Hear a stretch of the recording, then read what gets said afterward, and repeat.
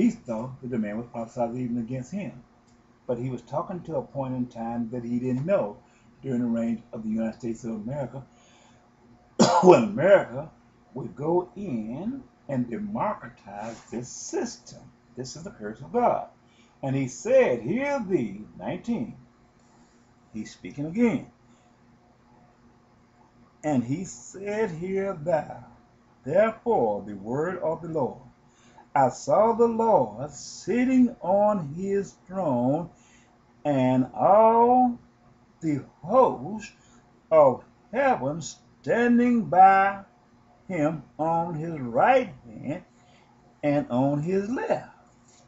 Okay, this was the vision that I saw in Isaiah 6 4-7 concerning me when I was caught up in the midst of the air, when I asked God to take my life because I transgressed against him when I told that prophet, that man God sent to me.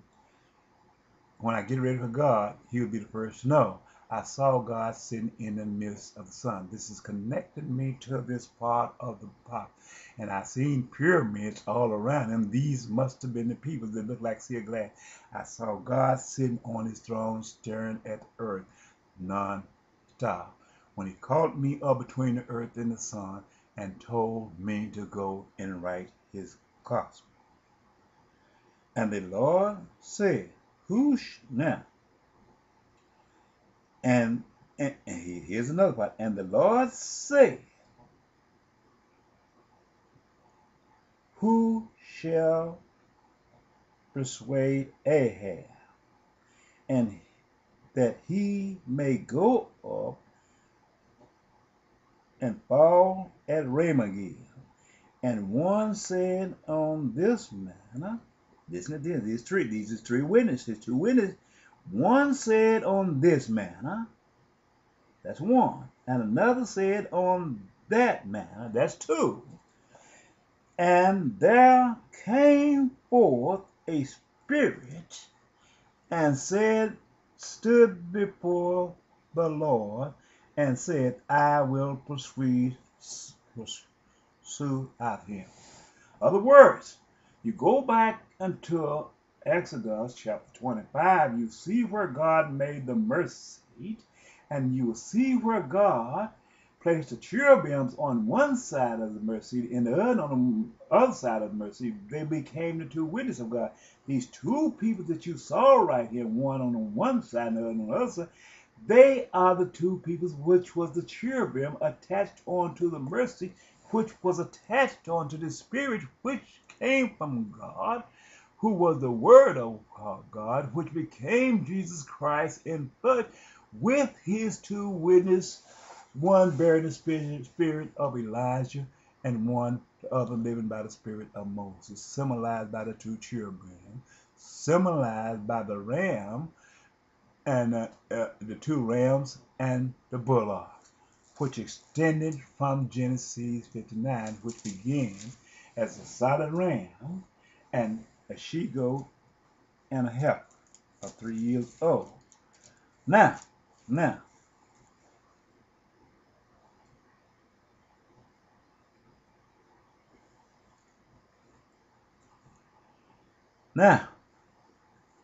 what Jesus did here, and I want you to listen at this real good.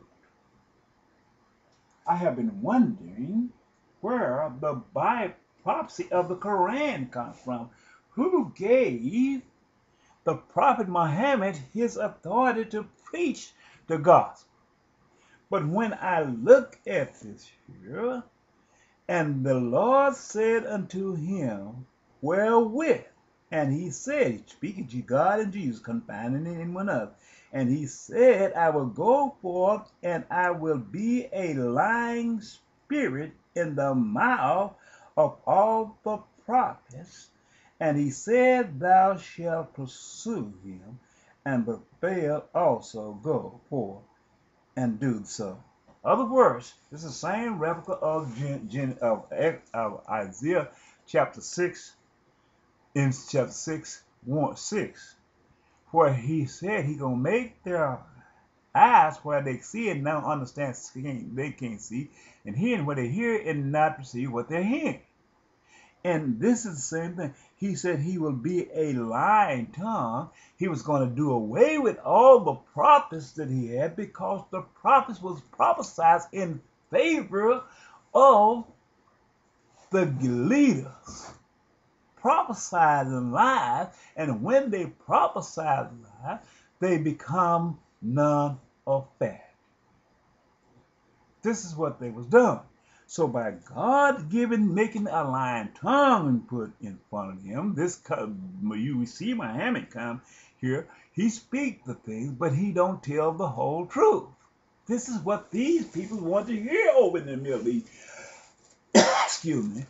They wanted to hear only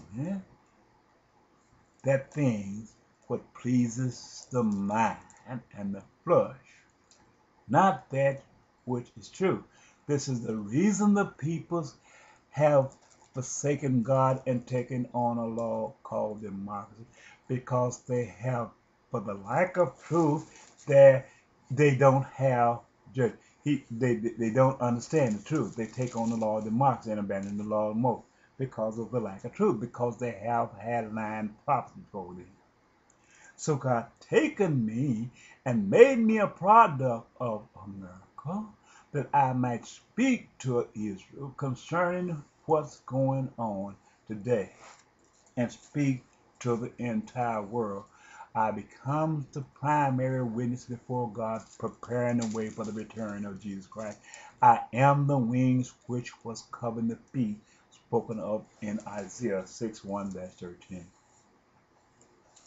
Now, let me read a little bit more here and show you what he said. Now therefore, behold, the Lord hath put a lying spirit in the mouth of all these thy prophets, and the Lord has spoken evil concerning you. But Zedekiah, the son of Cheah, went near and smote Maacah on the cheek, and said, Which way went the Spirit of the Lord from me to speak unto you? And Micah said, Behold, thou shalt see in the day that thou shalt go unto an inner chamber to hide thyself. And the king of Israel said, Take Micaiah and carry him back unto Amon, the governor of the city, and to Josh, Josh, the king's son, and say, This man, the king, this fellow, put this fellow in prison and feed him with bread of affliction and with water of affliction until I come in peace. I want to stop right there. I just want to stop right there. Because it have its significant value in these appointed times. It's upon us.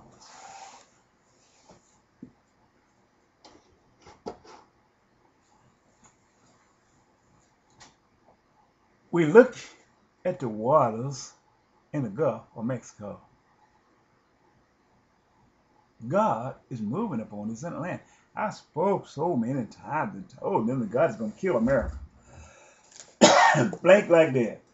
He's going to kill the food chain. Show you that in Daniel chapter 2.